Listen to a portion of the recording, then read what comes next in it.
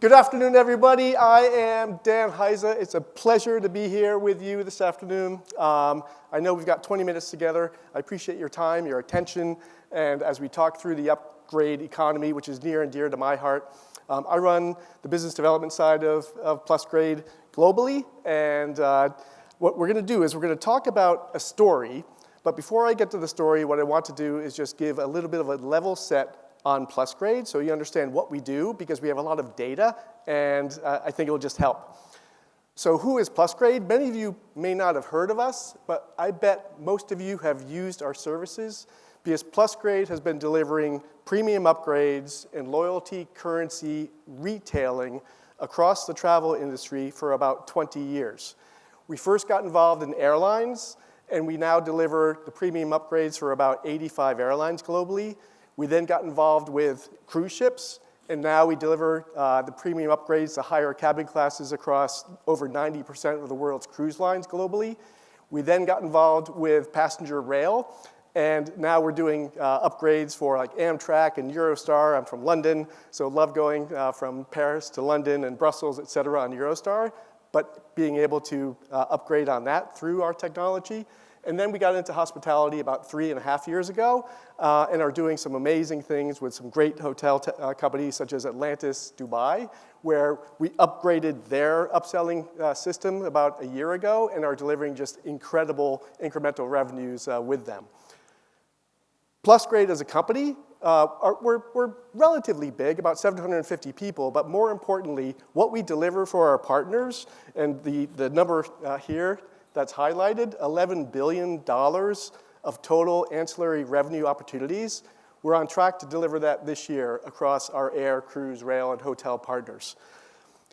And if you've ever received an invitation to upgrade from either Cathay or from Garuda or Qantas or ANA, and the ability of either upgrading via a purchase or upgrading via a bid, all of those are powered by us. We do it for, again, all of our amazing 250-plus travel partners globally. What we do have with all of this to keep in mind is we have an amazing amount of data, and the data is across the entire travel journey. So let's get into the story. The story itself is on mixing business with pleasure, and what I'd like to do is introduce Angie to you. Who's Angie? Well, Angie is an entrepreneur. She runs a revenue consulting company itself, but she is completely stressed out because of she's always on in both her personal and professional life. She needs to totally decompress, and she has a business trip coming up in the coming month, and what she decides to do is say, okay, I'm going to extend this business trip just to have a bit of a break as well. So she looks at it, she's stressed, she books the flight, she books the hotel, and she says, I'll figure out the rest later. But she's booking that with her primary wallet, as we call it, for the flight and the hotel. But she's also, her anticipation index, as I put down here, is kind of like lower. She's like, I just have to get through this business trip first, and then I'll just decompress later. We know from a numbers perspective that 84% of travelers tend to are going to spend more on travel in 2025 than in the rebound year of 2022. That's good news for all of us. But we also know that at time of booking, a lot of travelers, 62%, would opt for specific room views, or 70% would buy a restaurant and F&B. But we know that's not exactly true. Like they might do it, but they actually don't. And that's where Plusgrade's technology comes in. Because I say, bing, Angie gets a text from her airline 2 weeks before departure, and she's been offered to upgrade. And she can either buy an upgrade, bid on an upgrade, and use cash or miles. She says, okay, this is cool. If I can burn my miles and upgrade through a bid at a price that I think is fair, I'm going to place a bid on that. So Angie places that bid, and she's excited about it. Now she's into her secondary wallet, and this is a secondary budget, but effectively she's burning her miles for this. And again, this is all powered by us.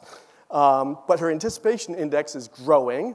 She's pretty excited, but we know from a numbers standpoint, like anticipation builds, and in many cases, the excitement leading up to a holiday is actually more exciting or a significant part of the overall experience than the actual holiday itself. But final purchases surge when people, in the last week or two leading up to a break. And it's not about the cost, it's what feels worth it at that moment. And Angie now has new money in her secondary wallet, which we'll talk about. A week before departure, Angie gets another email or text or WhatsApp or WeChat. And at this point, she can upgrade her hotel. And she can upgrade that either into a suite or into whatever room with a view that she wants. She can buy it or bid on it. And what she decides to do is like, okay, I'm going to bid on this with cash because I don't have any points with that specific hotel, perhaps. But if I win a first-class flight and a suite upgrade, this would be just the trip of a lifetime. So now her secondary wallet includes total miles, potentially being burned through the upgrade on the airline, as well as $1,500 bid on the suite upgrade.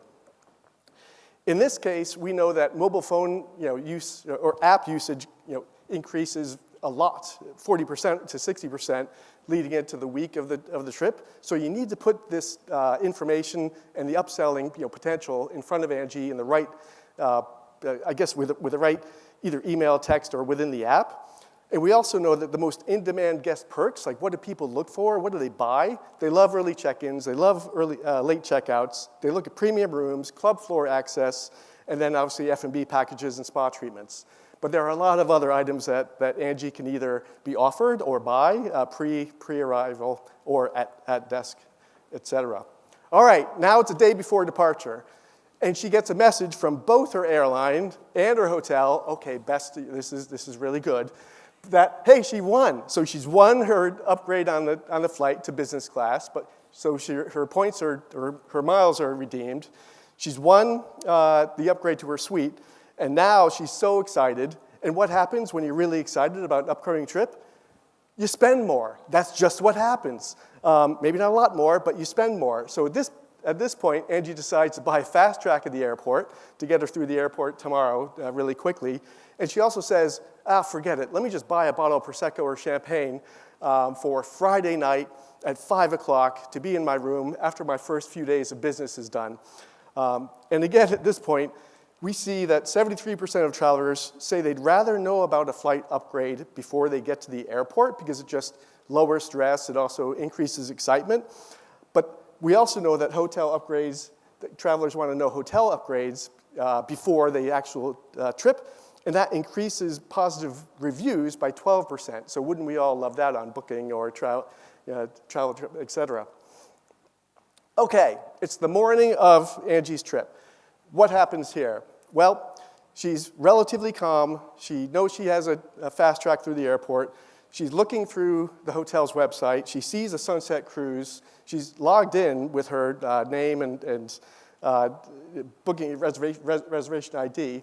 And she looks at a few other options. She's like, the sunset cruise looks perfect. Maybe I can do that in the last night of my stay. Like, why the heck not? I deserve this. So now she buys the sunset cruise at a price that she thinks is fair with her own cash. So now her secondary wallet is miles for the upgrade, the $1,500 that she spent for the suite upgrade, the $150 and the $250 now for the cruise. Her anticipation index is moving up even higher. She gets to the airport. It's frictionless. The fast track experience works well. Again, her anticipation levels are rising higher and higher. And when she gets to the hotel itself, what happens? At check-in, the front desk agent in the PMS, through a pop-up, sees that Angie actually won the bid. So he congratulates her, saying, congratulations, I can't believe your bid actually won, and you're in the most amazing suite in the resort that we have. We know you have a couple of days of work before you are here for the leisure break, but she's excited about that. The front desk agent also sees that Angie requested a late checkout on Sunday evening, and so he looks at availability. It says green go, so he says, actually, we can provide that late checkout as well. So now that adds another $125 because her late checkout's at 6 p.m. because her flight out is at 8 p.m. that night. At check-in, we know that 63% of guests say they would likely upgrade to a room that has bigger and better layout, and similarly, 69% would upgrade for a better view. And again, this is just based on facts from our own surveys that we do pretty constantly. All right, so Angie has gone through her 2 days of business. It's finally Friday, thank goodness. And after two great days, the perfectly chilled bottle of champagne that she pre-ordered and paid for pre-arrival shows up at her room, actually shows up at her suite. So we know that, again, she's more and more excited, more and more satisfied. Satisfaction index is higher. And decompression at this point is actually accomplished. So she is now on the Sunset Cruise. She was thinking, this has been the best business and pleasure trip of a lifetime, and I should probably do this more often. So she's sitting there thinking about it. And if you look at the total spend of her secondary wallet, she's over $2,000. And if we think about this as revenue managers, we can say, okay, how many Angies are there out in the world where we can extend their stay and have them spend an additional $1,000, $1,500, $2,000, $5,000, in the case of Atlantis, a lot more. Like, can we do this for 50 guests per year, 100 guests per year, 200 guests per year, 500 guests per year? The numbers kind of go through the roof, but it's all through delivering the right message to the right guest at the right time. That's personalized, but also the satisfaction index is off the charts because she's so happy. Then what? Well, it's the next day. She's traveling back to the airport, and she gets a bing, one more bing, and it's automated from the hotel. It's personalized. It says, Angie, we loved having you in the property so much. We'd love to have you back again, and with that, we'll give you a special offer. So now she's back to her primary wallet for her next trip, and her anticipation index is a little bit lower because she's just thinking about, when am I going to make this next trip? With all that in mind, what do smart hotels do? Well, number one, smart hotels leverage what the airline and cruise industry has been doing for decades. We've been delivering the technology into airline and cruise since 2009, and it works. But I think hotels can learn a lot from what the airline and cruise industry have done rightly and wrongly over the years. Number two, they have to understand the psychology of the guest. And really, it's at different points of their journey. It's so important knowing that when Angie first books, she doesn't have time to think about what she's going to do when she gets on property. All she wants to do is book the flight, book the hotel, think about it later. So the messages that come to her a week before arrival, 2 weeks before arrival, 3 days before arrival, upon arrival, it's important that they get the right message to Angie when she is not even thinking about it, but she should be thinking about it. And number three, these are all ones. These are all ones, but that's okay. They're all important. Number one at the bottom, number three, you have to send the right messages to the right guests at the right time in a fully automated approach. Because trying to do this manually or in any other way, it doesn't work. So with that in mind, folks, I think it's time to go to coffee. Do I announce that? But thank you very much for your time, attention, and we'll talk to you later. Thank you so much, Dan. Thank you for that very entertaining and very informative presentation. And you're absolutely right. It is time.